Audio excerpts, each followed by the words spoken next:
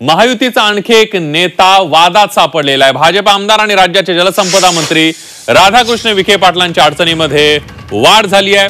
राधाकृष्ण विखे पाटील यांच्या सहकारी साखर कारखान्यात घोटाळा झाल्याचा आरोप करण्यात आलाय। विखेंच्या साखर कारखान्यात 9 कोटी बोगस कर्जमाफी प्रकरणी संचालकांवर गुन्हा दाखल करण्याचे आदेश सर्वोच्च न्यायालयाने दिले होते। दरम्यान यानंतर राधाकृष्ण विखे पाटलांवर गुन्हा दाखल करण्यात आलेला आहे।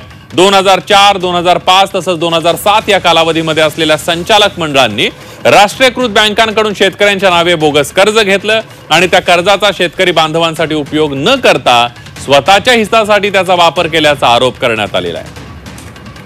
एक महत्त्वाची बातमी आपण बघतोय। आताच्या घडीची एक सगळ्यात मोठी बातमी आहे। राधाकृष्ण विखे पाटील अडचणीत सापडलेले आहेत। आताच्या घडीची सगळ्यात मोठी बातमी, भाजपचा एक नेता संकटात सापडलाय। भाजप आमदार आणि राज्याचे जलसंपदा मंत्री राधाकृष्ण विखे पाटलांच्या अडचणीत वाढ झाली आहे।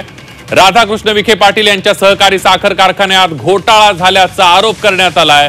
विखेंच्या साखर कारखान्यात तब्बल 9 कोटी बोगस कर्जमाफी प्रकरणी संचालकांवर गुन्हा दाखल करण्याचे आदेश थेट सर्वोच्च न्यायालयाने दिलेले आहेत आणि त्यानंतर राधाकृष्ण विखे पाटील यांच्यावर गुन्हा दाखल करण्यात आलेला आहे।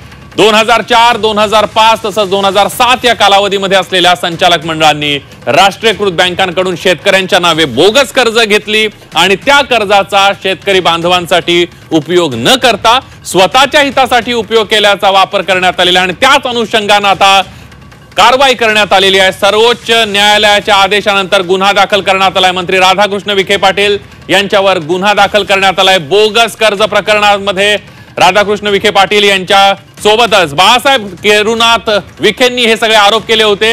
राधाकृष्ण विखे पाटलांसोबत 55 जणांवर गुन्हे दाखल करण्यात आलेले आहेत। त्यामुळे राधाकृष्ण विखे पाटील यांच्या अडचणीमध्ये वाढ झाल्याचं आपल्याला पाहायला मिळत आहे।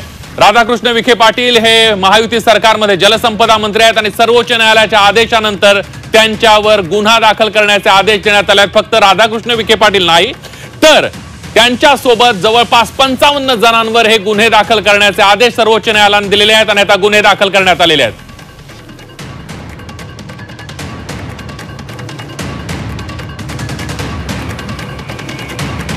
आणि यामध्ये आपण बघतोय तक्रारदार जे आपण बघितलं, तक्रारदारांनी तक्रार केल्यानंतर या सगळ्यामध्ये आपण बघितलं तर आता सर्वोच्च न्यायालयाने कारवाईचा बडगा उगारलेला आहे आणि आता विखे पाटलांवर गुन्हा दाखल झालेला आहे। राधाकृष्ण विखेंच्या कारखान्यामध्ये बोगस कर्ज प्रकरणावर आता बाळासाहेब केरुनाथ विखेंनी आरोप केले होते, तक्रार केली होती आणि त्यानंतर सर्वोच्च न्यायालयाने आपण बघतोय अशा प्रकारे कारवाईचे आदेश दिलेत, गुन्हे दाखल करण्यात आलेले आहेत। राधाकृष्ण विखे पाटीलांच्या अडचणींमध्ये आता वाढ होताना दिसते, कारण राधाकृष्ण विखे पाटील यांच्यावर सुद्धा गुन्हा दाखल झालाय। फक्त राधाकृष्ण विखे पाटीलच नाही तर त्यांच्यासोबत जवळपास 55 जणांवर गुन्हा दाखल झालेला आहे। हे प्रकरण जर आपण बघितलं तर 2004, 2005 आणि 2007 या कालावधीमध्ये जे संचालक मंडळ होतं त्यांच्यावर कारवाई करण्याचे आणि त्यांच्यावर गुन्हे दाखल करण्याचे आदेश सर्वोच्च न्यायालयाने दिलेले आहेत। या संचालक मंडळांनी काय केलं होतं तर राष्ट्रीयकृत बँकांकडून शेतकऱ्यांच्या नावे बोगस कर्ज घेतली होती आणि त्या कर्जाचा शेतकरी बांधवांसाठी उपयोग न करता स्वतःच्या हितासाठी वापर केल्याचा आरोप करण्यात आलेला आहे। आणि या सगळ्यामध्ये फडणवीस सरकारचा आणखी एक मंत्री अडचणीत आल्याचं पाहायला मिळत आहे।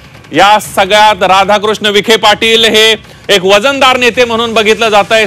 सहकारातला एक मातबर नेता म्हणून राधाकृष्ण विखे पाटील यांच्याकडे बघितलं जात आहे। मात्र आता राधाकृष्ण विखे पाटलांच्या अडचणीत वाढ होती आहे। महायुती सरकारचा आणखी एक मंत्री आता अडचणीत आल्याचं पाहायला मिळत आहे।